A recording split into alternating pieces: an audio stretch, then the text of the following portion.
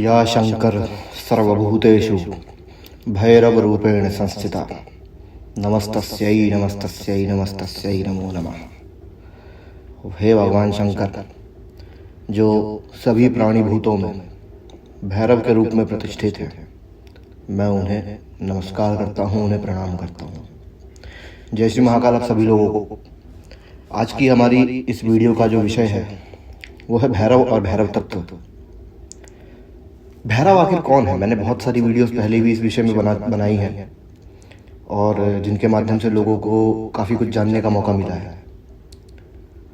उसी क्रम में एक वीडियो ये मैं बना रहा हूँ जो मेरी पिछली वीडियोस के ऊपर कल जो मैंने वीडियो अपलोड की थी भैरवी साधना के बारे में, उसके बारे में लोगों ने सवाल पूछे थे कि हम अपने भीतर में भैरव को कैसे जागृत करें, हम अपने भीतर के भैरव तत्व को कैसे पहचानें और हमारे भीतर के भैरव के गुणों को हम कैसे दृढ़ता प्रदान करें, उन्हें कैसे बल प्रदान करें।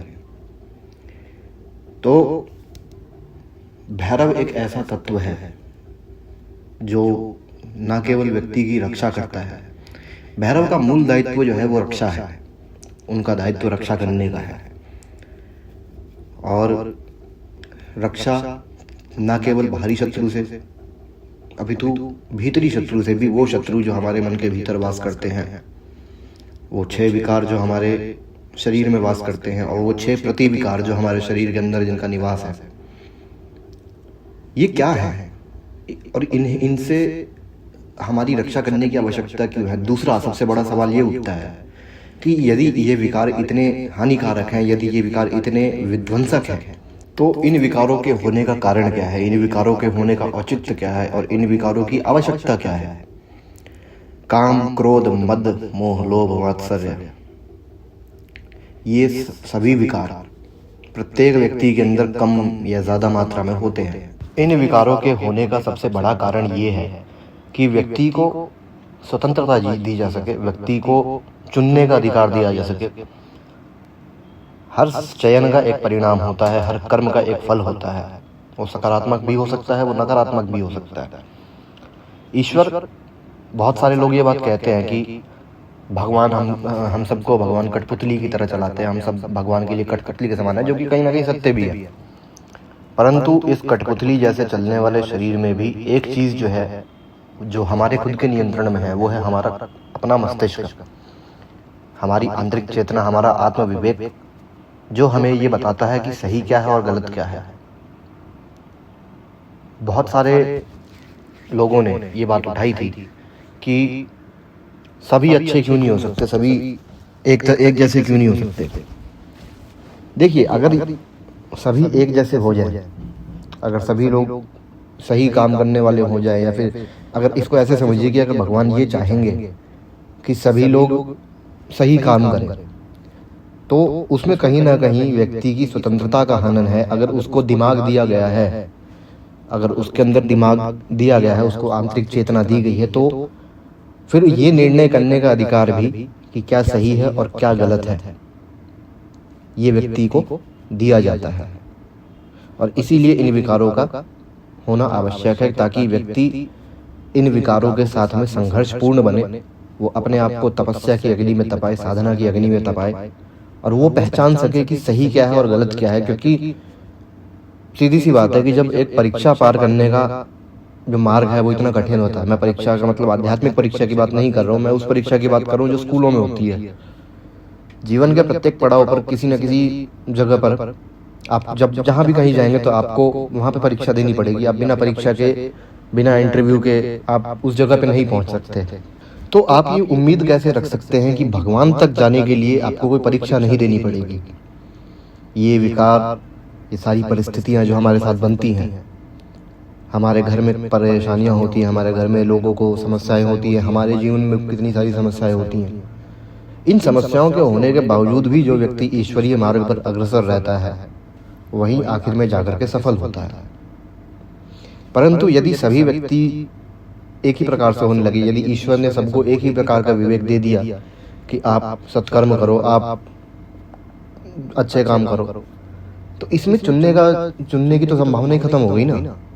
इसमें तो परीक्षा का औचित्य ही खत्म हो गया। ठीक है,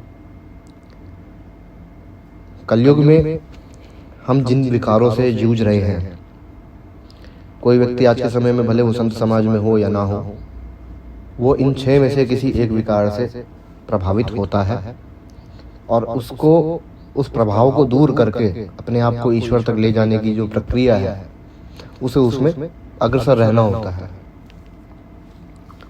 ठीक है, संत होने का या फिर संत समाज में होने का एक फायदा व्यक्ति को केवल इतना होता है कि वो ईश्वरीय सामीप्य प्राप्त करता है, जिसके कारण कि वो अधिक नहीं लेकिन कम मात्रा में वो विकारों से लिप्त होता है, जिसके कारण कि उसे लगता है ऐसा कि मैं सही हूं, लेकिन ऐसा वो होता नहीं है। ठीक है, इन्हीं विकारों से, इन्हीं परिस्थितियों से व्यक्ति की रक्षा करने का जो दायित्व है वो भैरव का है। और ये भैरव कोई देवता नहीं है, ये भैरव कोई शक्ति नहीं है, ये भैरव एक तत्व है। वैसे ही जैसे अन्य तत्व है, जैसे अघोर तत्व है, जैसे और कोई तत्व है, उसी प्रकार से भैरव भी एक तत्व है जो प्रत्येक व्यक्ति के अंदर विद्यमान होता है। आप सबके जीवन में ऐसी परिस्थितियां निश्चित रूप से बनी होंगी जहां पर आप लोगों को निर्णय लेने का समय आता है कि आपको क्या करना है। उस समय पर वो आंतरिक चेतना जो आपका मार्गदर्शन करती है सही और गलत को चुनने में, वही शक्ति जो है वो भैरव है। और ये भैरव तत्व जो है, ये सतयुग में भी था, ये कलयुग में भी था, ये कलयुग में भी है, और ये द्वापर और त्रेता में भी था। चाहे वो राम के रूप में हो, चाहे वो कृष्ण के रूप में हो, चाहे वो ऋषि दुर्वासा के रूप में हो, और चाहे वो किसी भी रूप में हो। यही वो तत्व है जो व्यक्ति को रक्षा करने का भाव देता है, यही वो तत्व है जो व्यक्ति को सुरक्षा करने का दायित्व देता है। फिर चाहे वो सुरक्षा अपने धर्म की हो, चाहे वो सुरक्षा अपने परिवार की हो, चाहे वो सुरक्षा किसी भी वस्तु की हो, हर वो व्यक्ति जो सुरक्षा करता है, हर वो व्यक्ति जो रक्षा का दायित्व निभाता है, फिर चाहे वो संत समाज में हो, चाहे वो भौतिक समाज में हो, वो व्यक्ति एक भैरव है। और कहीं ना कहीं वो उस भैरव तत्व से जुड़ा हुआ है, जो भैरव तत्व उसके अंदर विद्यमान है। इन्हीं तत्वों का, इन्हीं रूपों का जो प्रकट और विकट रूप है वो है अष्ट भैरव या फिर काल भैरव। अष्ट भैरव वो भैरव है जो नक्षत्रों के हिसाब से किसी व्यक्ति के ऊपर नियंत्रण करते हैं, या फिर अष्ट भैरवों को समझ करके आप ये जान सकते हैं कि मेरे जो नक्षत्र है, मेरे नक्षत्र के देवता भैरव कौन है, और उन भैरव से संबंधित जो तत्व है वो उस व्यक्ति के अंदर होगा, निश्चित रूप से होगा। उदाहरण के रूप में यदि किसी व्यक्ति के नक्षत्र भैरव क्रोध भैरव है, तो वो व्यक्ति जो है वो अत्यंत सौम्य होगा। लोगों को ये भ्रम होता है कि क्रोध भैरव जिसके नक्षत्र के देवता है वो बहुत क्रोधी स्वभाव का होता है, जबकि वास्तविकता में ऐसा नहीं होता। क्रोध भैरव का दायित्व ये नहीं है कि वो आपके क्रोध को बढ़ाए। क्रोध भैरव का दायित्व ये है कि यदि आप अत्यंत क्रोधी स्वभाव के हैं तो वो आपके उस क्रोध को एक उचित दिशा प्रदान करे, ताकि आप उस क्रोध विकार से मुक्त हो करके उस क्रोध विकार का एक सही जगह पर उपयोग कर सको। ठीक है, यदि किसी व्यक्ति के नक्षत्र भैरव उन्मत्त भैरव है, तो वो व्यक्ति, उस व्यक्ति का ये भाव रहेगा कि वो जो भी कार्य करेगा, वो जिस भी कार्य को करेगा उसे पागलपन से करेगा। यानी कि उसके अंदर एक ऐसी भावना होगी कि यदि वो व्यक्ति कोई भी कार्य करेगा, ना केवल आध्यात्मिक क्षेत्र में अपितु भौतिक क्षेत्र में भी यदि वो व्यक्ति कोई कार्य करेगा, तो वो व्यक्ति उसे ऐसे करेगा जैसे कि वो उसके लिए सब कुछ है। ठीक है, यदि किसी व्यक्ति के नक्षत्र भैरव असितांग भैरव है, तो आप नोट करिएगा कि वो व्यक्ति जो है अतुलनीय मेधा संपन्न होगा, उसका दिमाग बहुत तेज होगा, वो पढ़ाई करेगा तो सफल होगा, वो अच्छी तरीके से सफल होगा, सफल तो खैर होगा ही, बहुत अच्छे तरीके से सफल होगा। यदि वो गायन या नृत्य कला का अध्ययन करता होगा या तो वो उसके उस क्षेत्र में भी अभूतपूर्व रूप से सफल होगा। उसी प्रकार यदि किसी के नक्षत्र भैरव जो है कपाल भैरव है, तो वो ज्ञान शक्ति से प्रबल होगा, उस व्यक्ति का ज्ञान इतना अधिक प्रबल होगा, उस व्यक्ति का ज्ञान तत्व जो है वो इतना प्रबल होगा कि वो अपने ज्ञान के बदौलत वो सब कुछ प्राप्त करेगा जो उसे प्राप्त करना चाहिए, या फिर जिसकी एक सामान्य व्यक्ति अभिलाषा रखता है। वो ज्ञान चाहे आध्यात्मिकता का हो, चाहे वो ज्ञान भौतिकता का हो, चाहे वो ज्ञान वेदों का हो, चाहे वो ज्ञान 9वीं 10वीं की किताबों का हो। यदि किसी व्यक्ति के नक्षत्र भैरव जो है वो भीषण भैरव है, तो वो व्यक्ति क्रोधी स्वभाव का होगा, लेकिन उसे क्रोध केवल तब आएगा, वो अपने क्रोध का एक उचित दिशा में प्रयोग करेगा। उसे क्रोध केवल उस परिस्थिति में आएगा जब वो कुछ गलत होता हुआ देखेगा। ठीक है, यहाँ पर व्यक्ति कंफ्यूज होंगे, यहाँ पर लोगों के अंदर ये दिमाग में आएगा कि क्रोध भैरव का भी यही दायित्व है और भीषण भैरव का भी यही दायित्व है, जबकि ऐसा नहीं है। उनके दोनों के अंदर एक छोटा सा अंतर है। क्रोध भैरव एक व्यक्ति के क्रोध को उचित दिशा प्रदान करते हैं, जिससे कि वो व्यक्ति अपने जीवन में सफलता प्राप्त कर सके।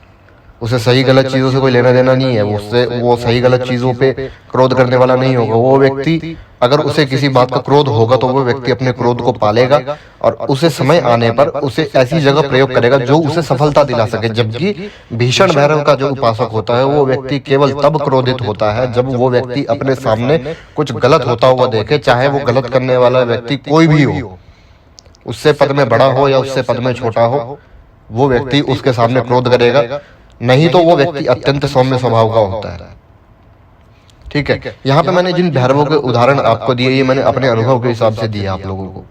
और इन सभी भैरवों के जो इष्ट देवता हैं या फिर इन सभी भैरवों के जो अधिष्ठात्र देवता है वो है भगवान काल भैरव।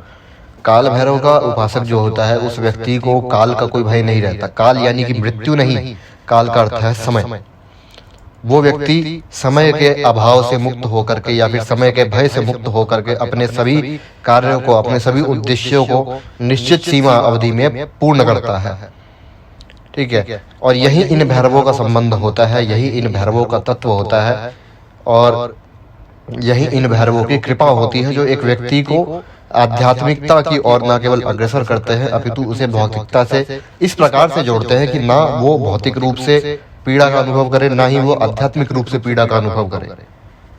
और ये तत्व जिसके भी भीतर घटित होते हैं, ये तत्व जिसके अंदर जिस भी प्रकार से प्रबल रूप से या दुर्बल रूप से भी रहते हैं, वो व्यक्ति निश्चित रूप से एक रक्षा का भाव अपने हृदय में रहेगा। चाहे वो व्यक्ति अपने ज्ञान से किसी की रक्षा करे, चाहे वो व्यक्ति अपनी बुद्धि से किसी की रक्षा करे, चाहे वो व्यक्ति अपने पागलपन से किसी की रक्षा करे, चाहे वो व्यक्ति फिर अपने क्रोध से किसी की रक्षा करे। ठीक है, वो रक्षा ही करेगा। वो जिस व्यक्ति के अंदर जिसने भैरव तत्व का हल्का सा भी स्वाद चखा है, जिसके अंदर भैरव का तत्व थोड़ा सा भी घटा है, वो व्यक्ति ये बात अच्छे से समझ सकता है कि रक्षा करने का जो सुख होता है वो बहुत अप्रतिम होता है, उसकी कोई तुलना नहीं है। यही सारी चीजें जो हैं व्यक्ति को एक भैरव बनाती हैं, यही सारी चीजें जो है व्यक्ति को एक रक्षक बनाती हैं। और चंड भैरव जो है, चंड भैरव या चंड भैरवी, ये वो भैरव हैं जो उस व्यक्ति के भैरव तत्व को पहचानने में उसकी सहायता करते हैं। उदाहरण के रूप में यदि आपको नहीं पता कि आपके नक्षत्र देवता कौन है, यदि आपका नक्षत्र भैरव कौन है, तो चंड भैरव की उपासना आपको उस भैरव के निकट लेकर के जाएगी जो व्यक्ति जिस भैरव के नजदीक होगा या जिस भैरव की जिस व्यक्ति के ऊपर कृपा होगी। और यदि किसी के नक्षत्र भैरव स्वयं चंड भैरव हैं तो वो व्यक्ति जो है आप ये समझिए कि साक्षात भैरव ही है, लेकिन तत्व के अभाव में, ज्ञान के अभाव में, मार्गदर्शन के अभाव में वो व्यक्ति उसे समझ नहीं पाता। इसीलिए मैं इस वीडियो में आप लोगों को चंड भैरव का वो मंत्र दे रहा हूं जो पुरुषों को जिसकी साधना करनी चाहिए। और चंड भैरव के इस मंत्र का आप लोग इस प्रकार से अनुभव करेंगे कि आपको, यदि आपके नक्षत्र भैरव चंड भैरव हैं तो आप निश्चित रूप से चंड भैरव को प्राप्त करेंगे। और यदि आपके नक्षत्र के देवता कोई और भैरव है तो चंड भैरव की उपासना में आपको अपने उन नक्षत्र भैरव की कृपा का अनुभव होगा, उन नक्षत्र भैरव की कृपा की प्राप्ति होगी। चंड भैरव का जो मंत्र है वो है ओम क्लौम चंड भैरवाय नमः। ओम क्लौम चंड भैरवाय नमः।